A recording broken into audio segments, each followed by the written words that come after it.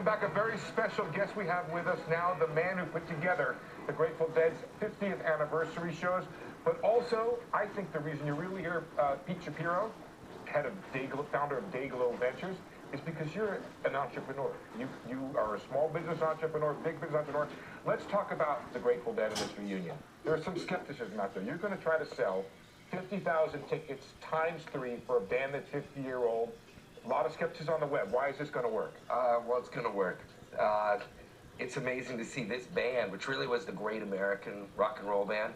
If you look at the Grateful Dead's music, they had a little bit of bluegrass, a little bit of southern rock, a little bit of folk, come out of the 60s psychedelic rock. There are so many people out there that are fans of these different genres of music that just gravitate to the Grateful Dead. And I grew up in the 90s in the summer, right. You know, going to those stadium shows and going on tour with that band. You know, there was nothing like going What's to see the Dead buzz shows. on the web telling you about how well you're going to do? By the way, tickets go on sale today. The mail order process, we went backwards in the age of the internet to make people fill out forms and index cards and money orders. The buzz is huge.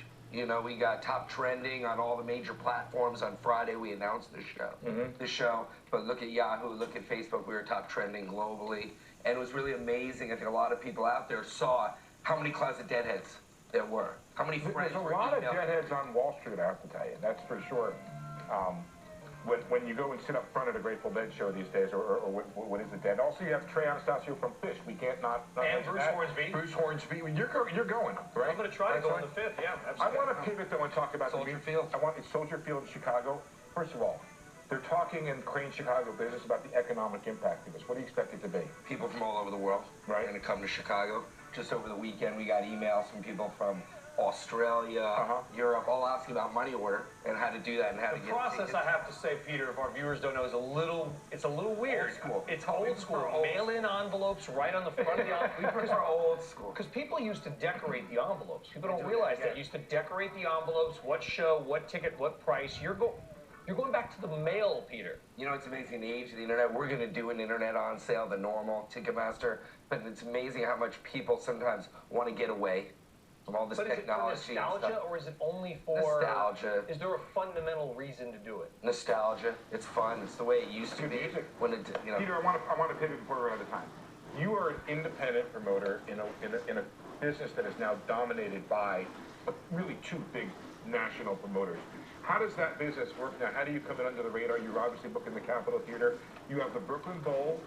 You franchise the Brooklyn Bowl. You've got one of the biggest musical spaces in Las Vegas right now. Yep. One of the biggest ones in London. So, is this a business that's as everybody says, on the wane, or is it on the upswing? No, the live business is definitely on the up because you can't sell records in the same way. If you're a musician and you're looking to make a career and you're looking to pay the bills, you got to hit the road. You know, because the same revenue's not there from that you would get on a record advance, but it is there live. There's nothing like that live experience. You know, that's why we're talking about that mail order, going to the post office, putting that in the mail. I actually think people want to go back and feel that versus just a quick internet thing, which we'll do also. And the live we're seeing at the Brooklyn Bowls, at the Capitol Theater, which I have, is no virtual experience, nothing with the phone, nothing with the computer can replicate the feeling of What's next for you, Peter? What's the next big thing in terms of a Brooklyn Bowl or franchising or the next venue?